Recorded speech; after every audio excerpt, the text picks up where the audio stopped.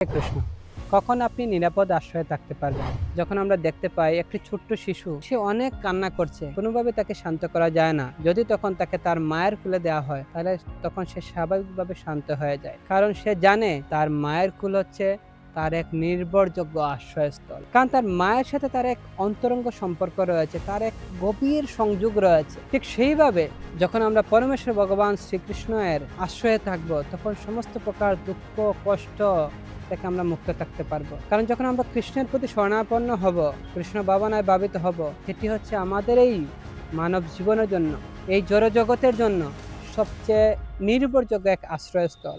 আমরা অনেক দুঃখ কষ্ট পাচ্ছি, কিন্তু যখন কেউ হৃদয় থেকে কৃষ্ণকে গ্রহণ করবে যে হে ভগবান, তুমি আমার একমাত্র আশ্রয়স্থল, তুমি হচ্ছে আমার সবকিছু, তখন সে স্বাভাবিকভাবে এক নিরাপদ আশ্রয় খুঁজে পাবে। তার না থাকবে কোনো দুঃখ, না থাকবে কোনো চিন্তা, এবং সর্বদা সে আনন্দ থাকবে। কারণ সে জানে রাকবি মারবি জয় ইচ্ছা তুয়ারা। কৃষ্ণের কাছে জানে যে কৃষ্ণ আমাকে যাই কিছু করেন, পরিত্যাগ করবেন না। এই জগতে সবাই আপনাকে পরিত্যাগ করতে পারে, কিন্তু কৃষ্ণ কখনো আপনাকে পরিত্যাগ করবেন না।